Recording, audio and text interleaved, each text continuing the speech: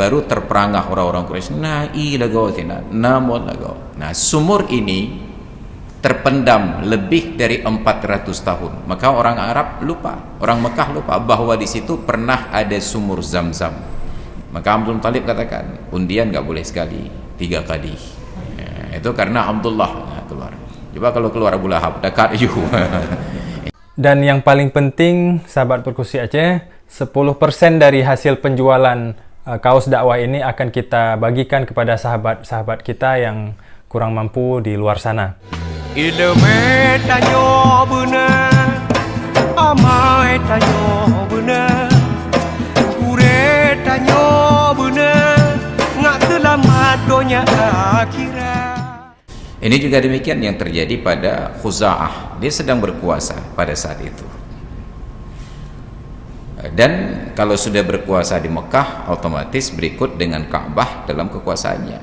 Ba'da an nafat qabilata Jurhum min Makkah, setelah berhasil mengusir Bani Jurhum dari negeri Mekah. Maka saat itu Bani Jurhum meninggalkan Mekah. Kalau dulu di Bandung saat ditinggalkan oleh penduduknya pada agresi militer Belanda, diadakan politik bumi hangus, Bandung lautan api. Di Mekah tidak perlu diadakan api, memang sudah sangat gersang. Yang perlu dimusnahkan adalah sumber airnya. Mereka tutup sumur Zam-Zam sampai tidak berbekas. Mereka timbun sumur Zam-Zam sampai tidak berbekas, karena mereka tahu yang dicari oleh orang yang ingin menguasai negeri Mekah adalah sumber airnya. Jadi hilanglah sumur Zam-Zam dalam peredaran zaman, sampai pada saat Quraisy pula yang giliran berkuasa. Hilang Bani Khuza'ah, muncul Bani Quraisy. Saat tiba kekuasaan pada kakek Nabi Abdul Muttalib, Syaibatul Hamdi, beliau baru je begah beliau mendapatkan perintah dari Allah untuk menggali sumur Zam-Zam. Kalau begitu beliau jadi nabi? Bukan, beliau tidak dapatkan wahyu, tetapi beliau bermimpi ada perintah untuk menggali sumur Zam-Zam. Bingung beliau, karena sudah turun-temurun beberapa generasi tidak diketahui di Mekah itu ada sumur dekat Ka'bah. Jadi ketika 3 kali mimpi itu berulang-ulang, maka bulatlah tekad beliau bahwa mimpi itu pasti mimpi benar. Saat itu beliau baru punya seorang istri dan seorang anak yang bernama Haris bin Abdul Muttalib. Beliau ajaklah anaknya yang kecil ini untuk menggali sumur dengan perbekalan salah kadar, hanya dengan linggis barangkali, salah kadar menurut alat zaman itu. Beliau masih muda.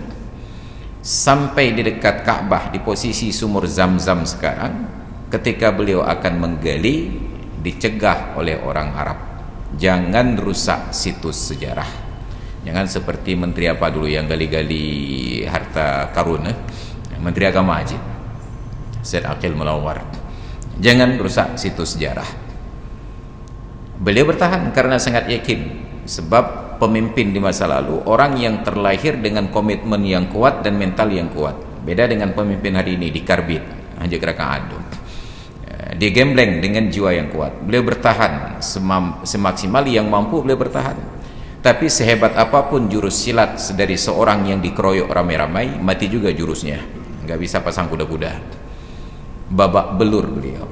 Maka saat itulah beliau bernazar, ya Allah, saya tidak bisa jalankan tugas ini karena saya tidak punya kekuatan, hanya satu badan dengan seorang anak. Kalau engkau berikan kepadaku 10 orang anak, ya Allah, aku akan lanjutkan tugas ini dan aku akan korbankan salah seorangnya kepadamu. Itu saat sedang kalah. Gagallah penggalian sumur Zam-Zam. Berjalanlah waktu, lahir anak beliau yang lain, kawin dengan istri yang lain, lahir anak lagi, kawin lagi, lahir anak lagi, kawin lagi, lahir lagi, sampai istri beliau berjumlah 5. Itu bukan genap 5 orang. Saya nggak pernah mengetahui ada angka 5 genap. Tapi di negeri ini yang 5 pun genap. Baru merawat kagenap 5 orang. Ini contoh kita berbicara tanpa logika. Indonesia sudah genap berusia 77 tahun. Gimana genap 77? Ini menunjukkan pelajaran matematika dan bahasanya tinggal di dalam buku tulis. Seharusnya sudah ganjil berusia 77, bukan genap berusia 77. Ini ganjil dan genap saja tidak mampu dibedakan setelah 77 tahun merdeka. Nah, orang lebih paham padanya. Maka setiap kali saya mendengar pengumuman segenap pengurus Masjid Al-Hidayah, hanya pengen tanya, apa betul genap pengurusnya? Atau jangan-jangan ganjil. Kita hanya untuk gagah-gagahan saja, segenap. Padahal kenapa tidak sebut seluruh atau semua? Selesai. Ya, galak-galak ke genap. Jadi kalau ada orang katakan kami segenap pengurus, itu menunjukkan baru setengah, belum termasuk seganjilnya. Ketika istri beliau sudah 5, anak-anak sudah genap 16, itu baru genap 16. 10 laki-laki, 6 perempuan. Beliau lanjutkan tugas dari Allah Ta'ala. Beliau sampaikan kepada anak-anaknya yang laki-laki 10 orang, ayah dulu ada tugas dari Allah untuk gali sumur Zam-Zam.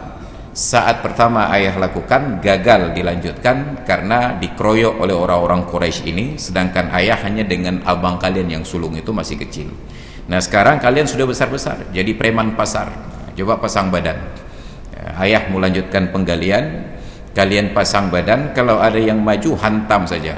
Urusan dengan Polsek dan Polres bapak yang tangani. Yang kayaknya hikmah nana agam tipluhro preman pasar Bandung. Abu Lahab, Hamzah, mudah-mudahan so kena maju. Maka mereka pasang pagar betis. Abdul Muttalib menggali sampai keluar air, baru terperangah orang-orang Quraisy. Nah, sumur ini terpendam lebih dari 400 tahun. Maka orang Arab lupa, orang Mekah lupa bahwa di situ pernah ada sumur Zam-Zam. Digali kembali di masa Abdul Muttalib. Maka begitu selesai, senanglah hati beliau, istirahat di dalam Ka'bah. Ketika tidur, dapat mimpi lain lagi. Wahai Abdul Muttalib, dulu engkau bernazar kalau ada anak laki-laki 10 orang, salah seorang akan engkau kurbankan. Nah, sekarang anakmu yang laki-laki sudah 10, kapan dikorbankan? Itu kejoganya UBE. Ya Allah, mayang-mayang jadi hajit. Cik kamu namanya kadruk pak boleh kau kamu mayang-mayang. 3 kali terulang mimpi tersebut, barulah beliau yakin bahwa itu perintah Allah. Maka dikumpulkan anaknya yang laki-laki. Beliau jelaskan lagi, dulu ayah bukan hanya dikeroyok. Saat dikeroyok itu ayah bernazar, kalau ayah punya anak laki-laki 10 orang, salah seorangnya akan dikorbankan. Ini kalian sudah 10, kira-kira siapa yang akan kita korbankan? Luar biasanya, masing-masing anak beliau dari yang sulung Haris bin Abdul Muttalib sampai yang paling bungsu Abbas bin Abdul Muttalib menyodorkan kepalanya. Semua menyodorkan kepala. Kenapa? Ada sebuah anggapan keberkahan bila terpilih sebagai anak yang dikorbankan, sebagaimana hari ini Bani Israel Yahudi itu ingin mengubah fakta sejarah bahwa yang dikorbankan oleh Ibrahim bukanlah Ismail, melainkan Ishak, nenek moyang mereka. Tapi sejarah tidak bisa dibantah. Maka orang-orang Quraisy di kala itu, termasuk putra-putra Abdul Muttalib, ingin dicatat dalam sejarah mereka lah anak pilihan ayahnya untuk dikorbankan. Wah, anjir mana kata ayahnya, ini harus kita serahkan keputusannya kepada Allah, kita undi. Ditulislah nama masing-masing anak di daun lontar, ditempelkan di anak panah, digantung dalam Ka'bah. Yang namanya jatuh besok, itu yang kita sembelih. Nah, maka dilakukan. Besok paginya ketika dibuka pintu Ka'bah, terlihat ada satu anak panah jatuh. Begitu kertas yang menempel dibuka, ternyata tertulis namanya Abdullah, anak yang paling tampan, yang paling cerdas, yang paling diharapkan menjadi generasi penerus pengganti Abdul Muttalib. Maka Abdul Muttalib katakan, undian gak boleh sekali, 3 kali. Ya, itu karena Abdullah keluar. Coba kalau keluar Abu Lahab, dekat juga. Ini karena Abdullah yang keluar 3 kali. Diulang lagi, Abdullah lagi keluar, diulang lagi, Abdullah lagi. Ketika sudah 3 kali keluar nama Abdullah, yakinlah Abdul Muttalib bahwa Abdullah lah yang dipilih oleh Allah untuk menjadi korban. Maka beliau jalankan, beliau pegang tangan Abdullah, diajak ke tempat eksekusi. Tradisi orang Quraisy, pelaksanaan kurban itu di antara dua buah patung. Yang satu namanya Isaf dan yang satu lagi namanya Nailah. Dan orang Quraisy sangat yakin setiap makhluk hidup yang dibawa oleh seseorang ke tempat tersebut pasti akan mati.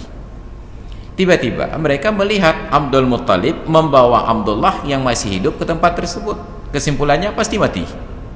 Maka langsung mereka cegat Abdul Muttalib. Nyanho menjak.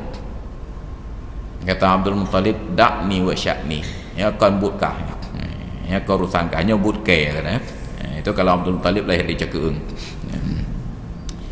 Ini bukan urusan kalian. Apa kata mereka? Tidak bisa lepas dari urusan kami karena Anda adalah kepala suku kami. Bila kami melihat Anda ingin membawa Abdullah ke tempat tersebut, tentu asumsinya Abdullah akan Anda sembelih. Mungkin Anda sanggup, tapi kami tidak kuat untuk mengikuti ketentuan tersebut. Ya kan? Kata Abdul Muttalib, kalian ini memang resek kali. Dulu saya mau gali sumur Zam-Zam, kalian larang. Sekarang saya mau sembelih anak sendiri, kalian ribut. Kalian apa hawa? Apa kata mereka? Bukan. Kalau dulu kami larang engkau gali sumur Zam-Zam karena kami tidak punya pengetahuan. Tapi kalau ingin menyembelih anak, kami nggak perlu tahu. Tetap kami larang. Sekarang, sebelum sampai pada kesimpulan eksekusi, kami minta waktu saja. Kita coba berkonsultasi kepada orang yang ahli. Nah, menariknya di zaman itu, zaman jahiliyah, tempat konsultasi bukan kepada orang alim, tetapi kepada seorang tukang sihir perempuan. Karena memang zaman dahulu yang namanya tukang sihir perempuan. Karena itulah dalam dongeng-dongeng sejarah selalu disebut nenek sihir. Ini bukan kakek sihir, nenek sihir. Selalu yang main sihir itu perempuan. Dalam bahasa Al-Quran juga demikian. Orang perempuan, sahirah, penyihir perempuan. Bahkan tattoo itu pun sebenarnya dulu mainan perempuan, bukan mainan laki-laki. La'anallahul washimata wal mustawshimata. Allah Ta'ala melaknat orang perempuan yang dibuat tattoo dan orang perempuan yang minta dibuatkan tattoo. Yang bikin tattoo perempuan, yang ditattoo juga perempuan. Dulu pakai tattoo itu adalah hiasan bagi orang perempuan. Hari ini tiba-tiba kalau sudah pakai tattoo terasa sangat jantan, enggak tahu makin bencong. Sang-sang juga pakai tattoo kanker haknya. Padahal yang pakai tattoo dari zaman dahulu itu adalah tradisi orang perempuan. Sekarang sudah berpindah ke orang laki-laki. Jadi kata tukang sihir ini, singkat cerita, lanjutkan undian dari yang bersangkutan sampai keluar kertas putih, hanya antara Abdullah dengan kertas putih. Dan setiap kali keluar nama Abdullah, ganti Abdullah dengan 10 ekor unta. Jadi mereka sepakat, oh ini solusi yang baik, solusi yang bijak. Sedemikian bijaknya tukang sihir di masa lalu, lagi Harry Potter lah. Mereka pulang, disampaikan saran ini ke Abdul Muttalib, dan beliau pun senang. Oh boleh, kalau begitu kita ganti dengan 10 ekor unta. Karena tadi sudah 3 kali, berarti 30 ekor. Lanjut, yang keempat, keluar lagi Abdullah, ambil 10 ekor unta, ulang lagi. Hari kelima, hari keenam, tetap Abdullah. Setiap kali keluar Abdullah, ganti 10 ekor unta. Sampai Abdul Muttalib menyerah. Ini unta dalam kandang saya sudah habis. Ini kalau masih keluar nama Abdullah bagaimana?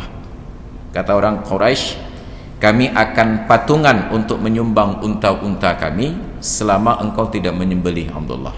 Mau kaji? Atau orang yang nah, lanjut lagi sampai 10 kali tetap nama Abdullah. Terkumpullah 10 kali 10, 100 ekor unta. Baru yang ke-11 itu Abdul Muttalib nggak datang lagi melihat. Cewek itu punya Syekh Abdullah dia dibina. Hari ke-11 barulah keluar kertas putih. Senang orang Quraisy luar biasa. Mereka langsung temui Abdul Muttalib, wahai Abdul Muttalib, sudah keluar kertas putih. Kata Abdul Muttalib, itu kebetulan. Kalau belum 3 kali keluar nama kertas putih, tetap Abdullah saya sembelih. Kem nyagah lam lehego Abdullah dekat. Ditunggu yang ke-12 kertas putih, yang ke-13 kertas putih. Baru yakin Abdul Muttalib bahwa Allah sudah ridha, nyawa Abdullah diganti dengan 100 ekor unta. Maka diambillah 100 ekor unta, disembelih. Itu usia Abdullah sekitar 17 tahun. Baru selesai sweet 17. Begitu selesai disembelih unta yang ke-100, sebagai wujud rasa syukur, Abdul Muttalib pegang tangan Abdullah, dibawa ke rumah Wahab bin Abdul Manaf untuk dinikahkan, bukan dijodohkan, dinikahkan dengan putrinya Aminah binti Wahab. Dalam perjalanan tersebut, tiba-tiba Abdullah digoda oleh seorang perempuan yang bernama Ilmu tanyo benar, amai tanyo benar, kure tanyo benar, ngak selamat dunia akhirat.